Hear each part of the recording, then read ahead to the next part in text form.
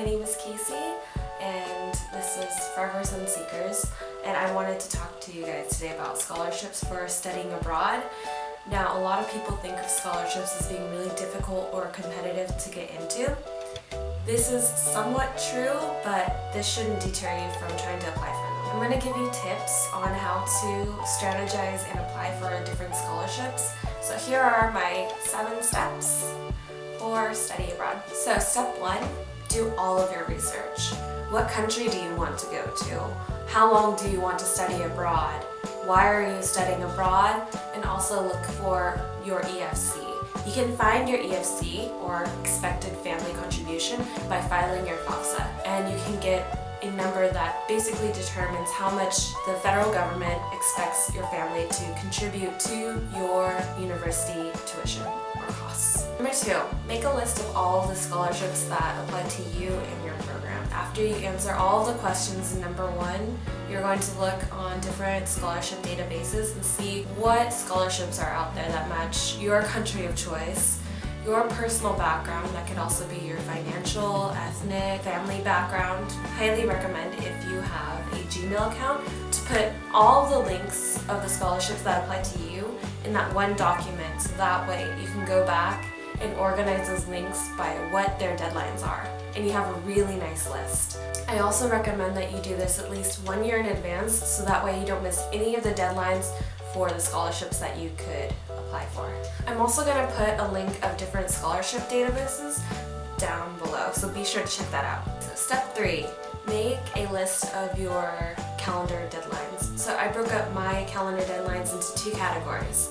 I had my main deadlines, so that's when all the scholarships are due. And then I have my mini deadlines.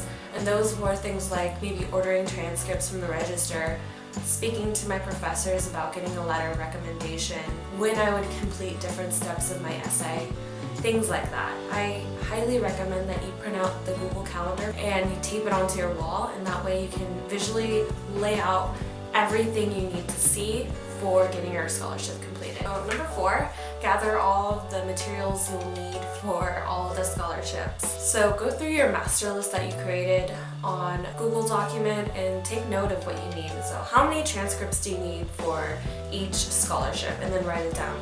How many letters of recommendation? Also look at the essay questions. What are the essay questions like?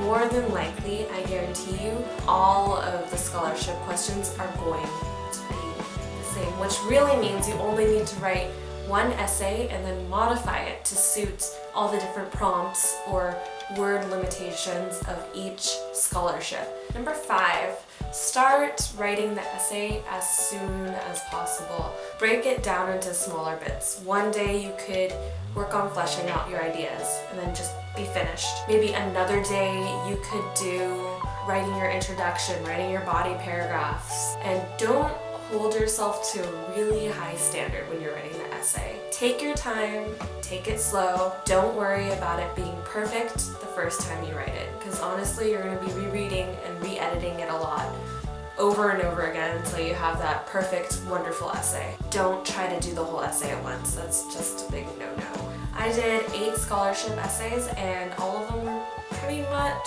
the same. I just altered them because some scholarship applications ask maybe one slightly different question. Maybe another scholarship asked for the word count to be, X amount of words, or maybe another one wanted to know a little bit more about your personal background, how you grew up. So you can go ahead and add in all those different details, but the main bone structure of your scholarship essay for all of them will be the same. Okay, number 6, I recommend that you use FedEx, UPS, or USPS to send in all of your applications. The reason why is you want to have a tracking number and make sure that your hard work gets there safely and early. Okay, early. Number 7, apply to as many as you can.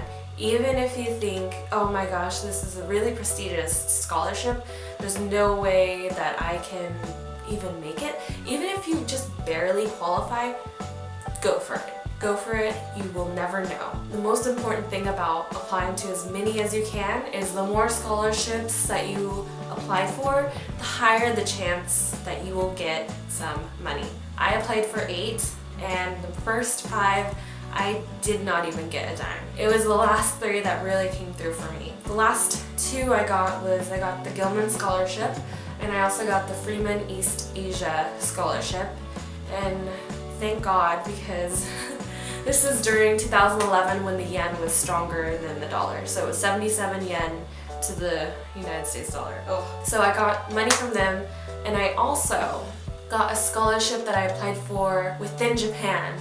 It was part of my study abroad application, and I got that too. So overall I got $16,000, which is incredible. It just takes a lot of pressure and weight off of your chest knowing that all of your hard work paid off, that you can actually go abroad and kind of enjoy yourself more. You don't have to worry and stress as much about money. Also, one last final tip, if there is an application that requires you to pay a fee for application, it is a scam.